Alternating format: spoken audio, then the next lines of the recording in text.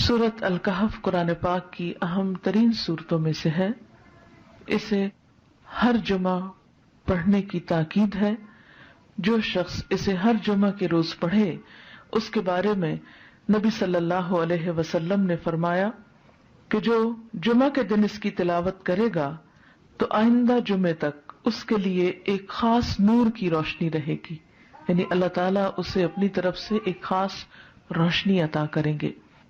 اسی طرح اس کی ابتدائی 10 آیات اور آخری 10 آیات کی فضیلت احادیث میں بیان ہوئی ہے کہ جو ان کو یاد کرے گا اور پڑھے گا وہ فتنہ دجال سے محفوظ رہے گا. تو اس کے لیے ہم یہ کر سکتے ہیں کہ ابتدائی 10 آیات کو بھی زبانی یاد کر لیا جائے اور آخری کو بھی. تو دن کی کسی نماز میں اگر ان کو پڑھ لیا جائے تو اس طرح انشاءاللہ وہ فضیلت جو اس کی حاصل ہو سکتی ہے وہ ہو جائے گی.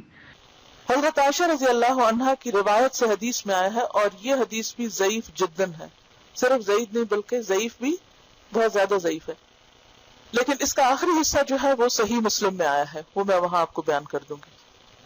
رسول اللہ صلی اللہ علیہ وسلم نے فرمایا، کیا میں تمہیں ایسی صورت نہ بتاؤں جس کی عظمت نے زمین و آسمان کو بھر دیا ہے، اور اس کے لکھنے والے کے لیے بھی اتنا ہی اجر ہے، اور جو اس کو جمعہ کے دن پڑھے تو اس جمعہ سے لے کر جمعہ تک یعنی اگلے جمعہ تک اور 3 دن کے زیادہ بھی گناہ بخش دیے جاتے ہیں.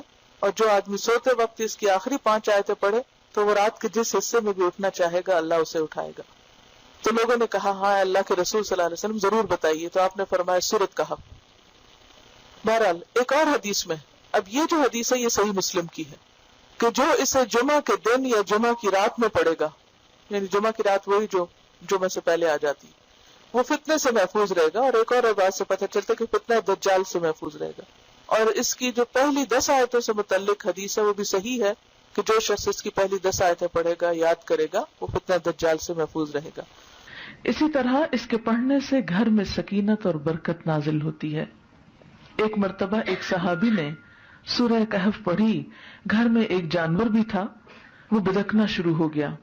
انہوں نے غور سے دیکھا کہ کیا بات ہے، یعنی میں قرآن پڑھ رہا ہوں اور قرآن پڑھنے سے تو ظاہر ہے سکون نازل ہوتا ہے، یہ جانور کو کیا ہو گیا جو اچھل کود کر رہا ہے. تو انہیں ایک بادل نظر آیا جس نے انہیں ڈھانپ رکھا تھا. صحابی نے اس واقعے کا ذکر حضور اکرم صلی اللہ علیہ وسلم سے کیا تو آپ صلی اللہ علیہ وسلم نے فرمایا، اسے پڑھا کرو، قرآن پڑھتے وقت سکینت نازل ہوتی ہے. ہمارے گھرانوں میں سکون کیوں نہیں رہا؟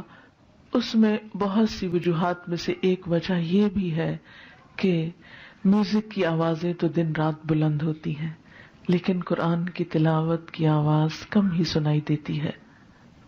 اس کے لیے میں یہ سجیسٹ کروں گی کہ ایک تو قرآن پاک کا کچھ نہ کچھ حصہ نماز فجر کے بعد بلند آواز سے تلاوت کیا کریں کہ آپ کے آس پاس کی چیزیں سنیں، آپ کے گھر کے افراد سنیں، در و دیوار سنیں، کیونکہ جہاں جہاں تک قرآن کی آواز جائے گی وہ سب چیزیں آپ کے حق میں گواہ بنے گی.